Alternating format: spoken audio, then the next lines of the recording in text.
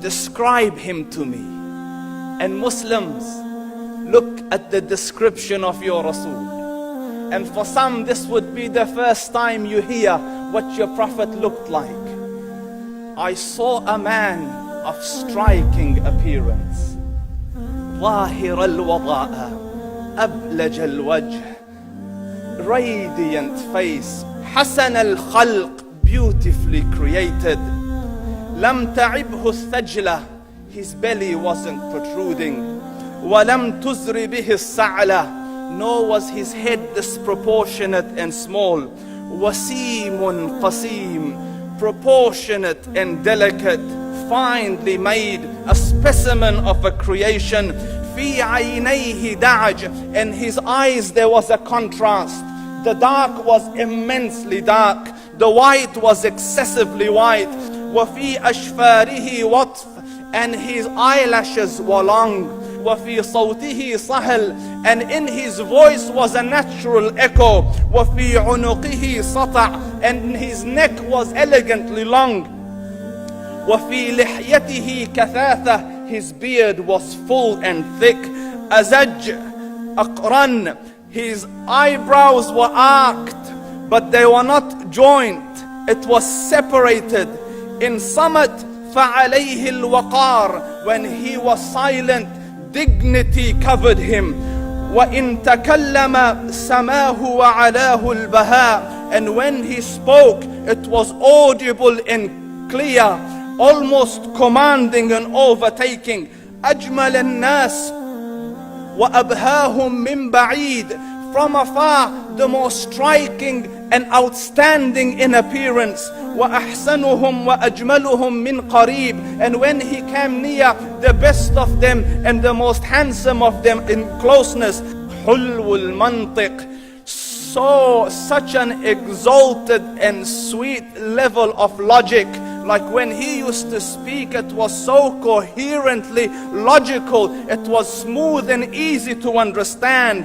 فصل لا نزر ولا هذر, he was to the point, not excessive, nor too short. كأن منطقه خرزات نظم يتحدرن, his logic, his utterances, his words were like jewels coming out of a necklace, calculated, polished, one after the other, it would flow magically. ربعة, he was medium in height. Your eye didn't have to strain to look up at him, nor was it tedious to look down at him. He was a comfortable sight to look at. له رفقاء يحفون به, he had friends, the people that were with him, they were working around him to try to serve and protect him.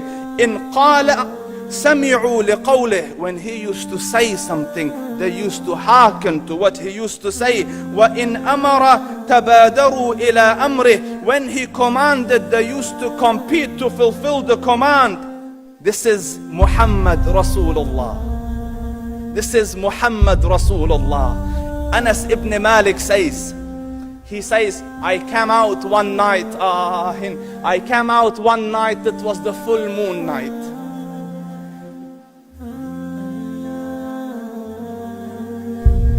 And I looked at the moon, and in the desert, understand, the moon is an awesome sight.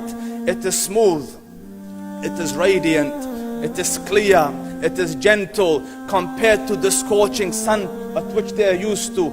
So the moon was the epitome of beauty. So he says, I came out at a full moon night and I looked at the moon and I saw it, beautiful, handsome. So I said, let me go see if the moon is more handsome or my Prophet is more handsome. Let me see if that is more beautiful or the Prophet is more beautiful. So I went and I saw him standing afar.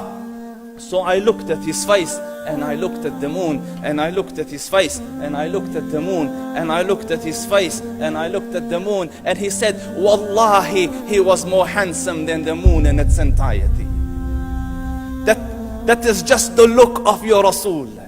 Aisha radiyallahu anha says, I was sewing with the needle, my needle dropped in the dark, I couldn't find it. I said, Ya Rasul, I can't find it. He moved his face close, and I swear, out of the radiance of his face, I found my needle. And the Prophet sallallahu alaihi wasallam was mind-bogglingly handsome, but his handsomeness was covered with waqar and jalal and hayba. The Sahaba say, when we used to sit at his feet, two feelings conflicting would come on the heart. The first one, you wanted to look at him. You wanted to behold the majesty of his face. And when you wanted to look up, shyness used to overtake you, so you used to look down. Amr ibn al-As says, I sat with him many times, but if you ask me to describe his face, I can't describe it. I wouldn't be able to look up to him ijlalan wa ta'zeeman. I couldn't look up at him. And that is why he didn't have the problems that Yusuf alayhi salam had. Because it was difficult to penetrate the awe and the splendor of the Rasul.